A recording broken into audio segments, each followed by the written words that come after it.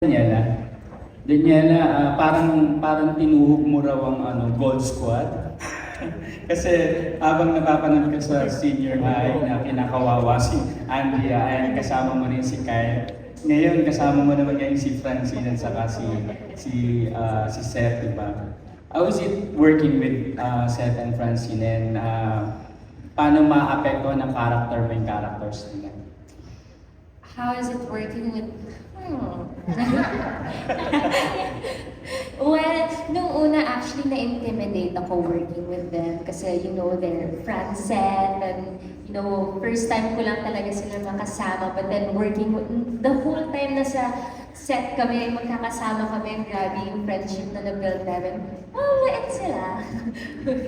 Joke lang, they're very, very sweet, and hanggang sa even after shooting like Fractured, we still get in touch, we message each other, may group chat kami ng Fractured. So, what's the other question? How will your character affect their characters? Anong connection ng character with them? Oo, saka paano maapektuhan anong effect ng character mo sa characters nila? Pwede ko na ba sabihin?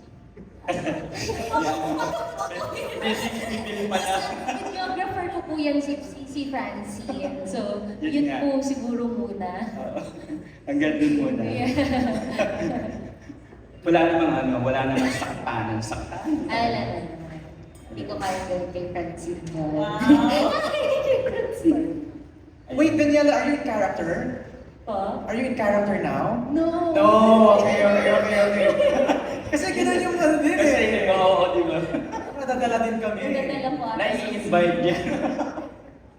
Ayan, for my next question, kay Francina sa kasi.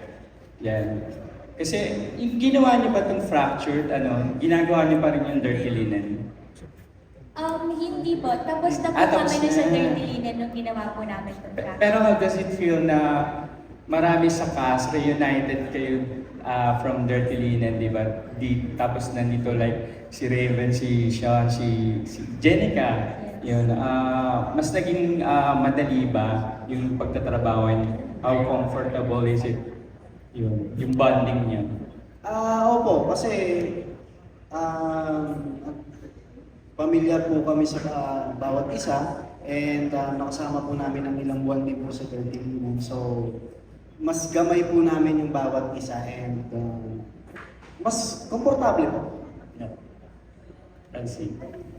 Actually, same lang po ng sinabi ni Seth, and I think isa po yung sa mga naging dahilan kaya mas naging smooth din po yung paggawa namin dito sa Fractured, kasi hindi na po kami masyadong naiilang din kasi nakasama na nga po namin yung isa't isa for a very long time din while doing Dirty Linen. So, it's really nice lang din po to have them by our side while doing Fractured.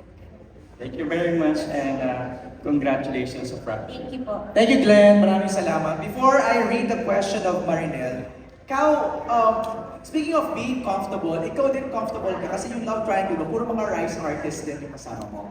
Yeah, actually, meron din kami ginawang movie before, tapos kami tuloy magkakasama. So parang yung dynamics namin, ganun pa rin naman hanggang ngayon. Is it easier pag ganun? Or parang kasi medyo parang too familiar is sometimes medyo naglalax ka na eh, no? Parang ano yung challenge na lang sa inyong tatlo? Bagong character. Okay. Bago yung role namin dalawa. Kasi doon, magpinsan kami, best friends kami dalawa. Dito, bangayan talaga kami. Nagpagawa ng jowa. Kaya parang ganun ganyan. eh. Oo. Daniela, parang umiismit-ismit ka na dyan sa gilid.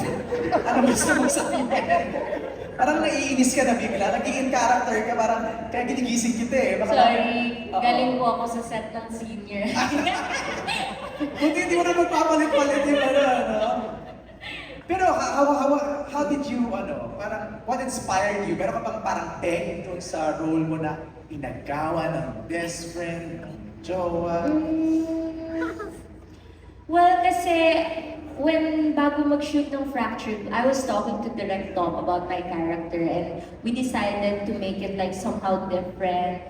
Pero, I don't know, parang lumabas na natural ako yun. So, I don't know. Kaya nakataka ako kanina, ay character ka ba? It's just me po. It's just you. Maya, ano naman ang mga pakiramdam na pinag-aagawa ng dalawa? Na naipit ka sa gitna? Ito, nandito na lang ako sa mata. Papasok na ang pinagdadaanan ng aking soul.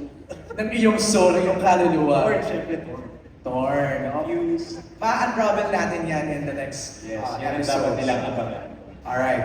A question for Francine from Marinel Cruz of Inquirer. Actually, it's for Francette, sa inyong dalawa, no? Gaano kahalaga ang social media sa inyo? And personally, kakayanin niyo ba na walang social media for an indefinite period of time? Ako ba?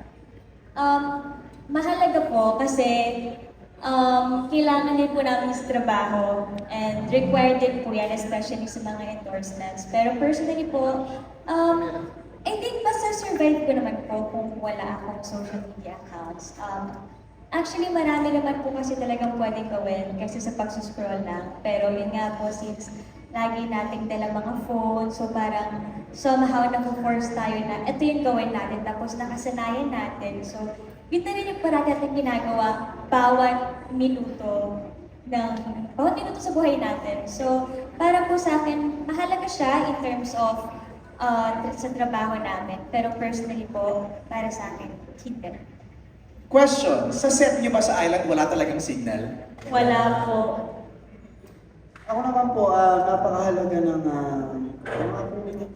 Wala na. Time is up na set. Can you live without social media for an indefinite period of time? Kakayanin mo ba?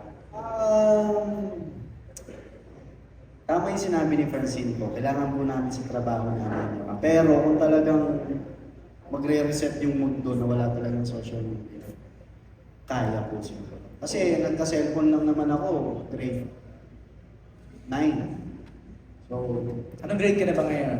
grade 3. So kaya ni Sen, kaya. Oh, kinaya nga ng ibang mga press people noon, di ba? Na walang social media. Kaya niyo yan. Nabutan niyo ba yung Friendster? Opo. Ay, talaga? Opo, I did, yeah. Saka sulat, dati sulat. Taray ni Sen, sulat. Okay, Koryo talaga.